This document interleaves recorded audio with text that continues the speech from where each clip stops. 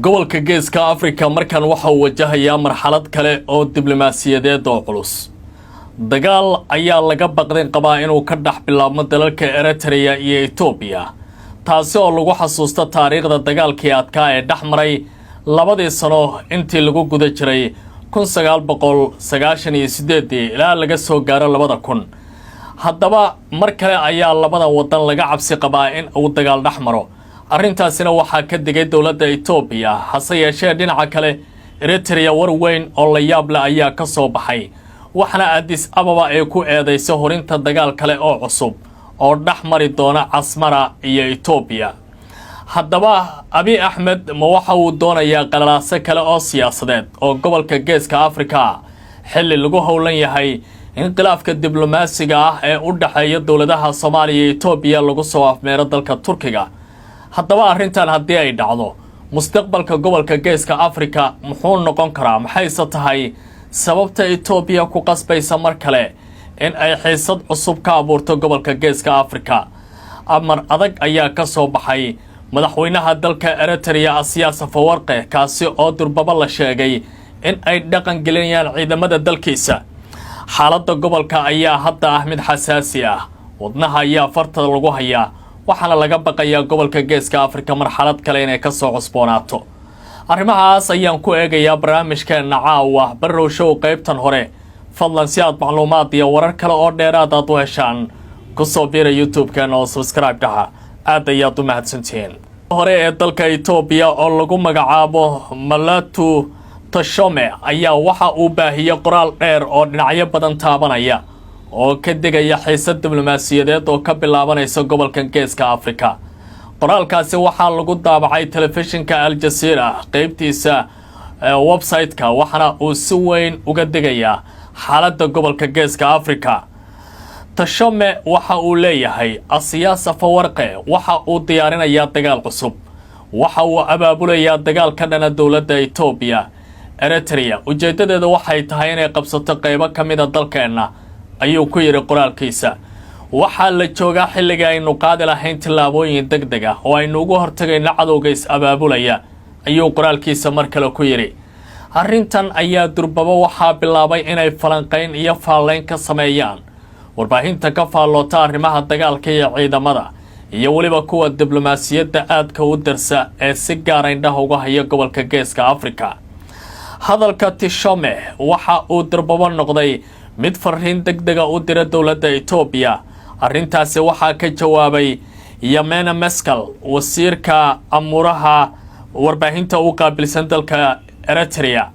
waxa uu sheegay Ethiopia iyo Abiy Ahmed waxa ay wataan siyaasad qariska tuurnimo ah, iyaga ayaa dagaal abaabulaya.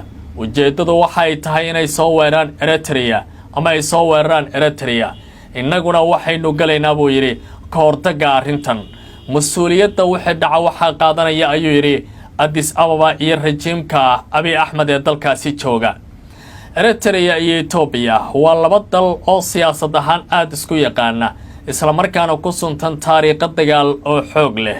caalamka ayaa ka daalay labadaasi dal inay hore u xaliyaan dagaalkooda loo xaliya, laakiin markii Abiy Ahmed uu talada yimid, isla markaana xukunka Tigreegu ay awoodda ku lahaayeen uu meesha ka baxay, waxa uu samaystay saaxiib inuu ka dhigto dalka Eritrea.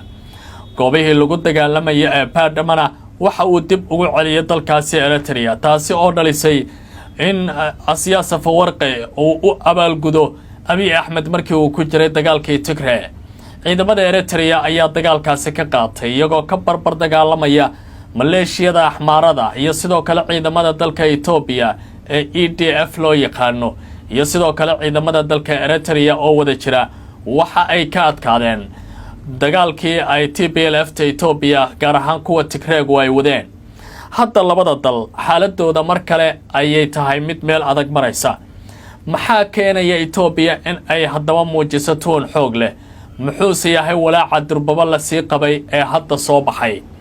sida aad la socoteen shirka midowga Afrika ee ka dhacay magaalada Addis Ababa, dowladda Ethiopia waxay ku soo bandhigtay qariirad mucjiso ah, taasi oo ka caraysiisay wadamo fara badan.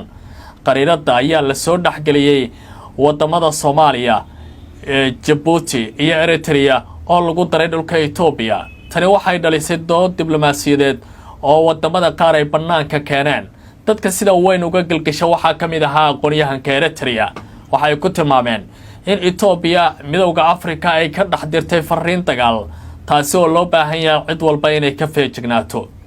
Eritrea 1990kii wixii ka horeeyay waxay qayb ka mid ahayd dhul weyn oo ka tirsan Ethiopia, waxaana oo ahayd dagaalkii dhacay ay sabab u noqdeen in dalkaasi markii ay xukunkii Ethiopia ka horeeyay Meles Zenawi uu meesha ka baxay in dowladda Eritrea ay go'day isla markaana ay heshay aqoonsi caalami ah.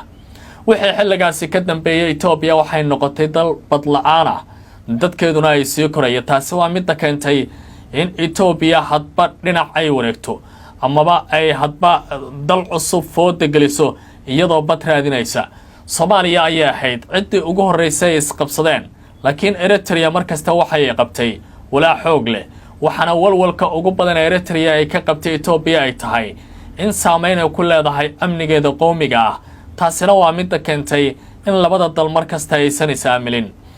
madaxweynaha waqtiga dheer talada Eritrea joogay Asiyaas Afwerqi hadda waxa uu ku jiraa dadaal xoog leh. ila sirdoon ayaa ku waramaya in shacabka Eritrea la geliyo heegan xoog leh. waxaa la amray dadka 60 sano ka yar in ay galaan goobaha tababarada ciidamada si ay qayb uga noqdaan difaaca dalka. tani waxay muujinaysaa in Eritrea ay diyaar u tahay dagaal xoog leh. warar aan la shaacin oo qaar ka mid ah warbaahintu ay qoreen ayaa tilmaamayay in hub Azerbaijan ka soo baxay oo Ethiopia lahayd lagu qabtay biyaha Eritrea, taasi oo xiisadda labada dhinac kor u sii qaadaysa. hadda gobolku waxa uu wajahayaa mushkilad kale oo hor leh oo u soo gudubtay in warbaahinta uu soo gaaro. ra'iisul wasaaraha Ethiopia marba dhinac ay siyaasaddiisa u ordaysaa, waxaase la ogeyn in labada dhinac ay dagaalami karaan. midda la hubasa waxay tahay haddii Asmara iyo Addis Ababa uu dagaal dhex maro in gobolkan geeska Afrika xaaladiisu ay aad u culus tahay, xilli waliba caalamka uu mashaakil weyn oo diblomaasiyadeed iyo kuwa amni uu dhexda uga jiro, isla markaana Donald Trump uu talada Mareykanka qabsaday. lama oga xaaladan cidda xallin karaysa, laakiin Ethiopia waxay u muuqataa markan inay go'aan leedahay. ujeedaduna waxay tahay meeshii ay doontaba ha ka heshee in bad ciidamadeedu ay gaaraan, iyadoo waliba garab ka helaysa dowladda reer galbeed oo Faransiiska ugu horeeyo. wixii ka soo kordha arrintan waynu eegi doonaa. si macluumaadkan iyo wixii ka soo kordha aad ula socoto ku soo biir YouTube-keena oo subscribe saara, share gareeya muuqaalkan, saaxiibadiina la wadaaga. waa barro idile nabadiino.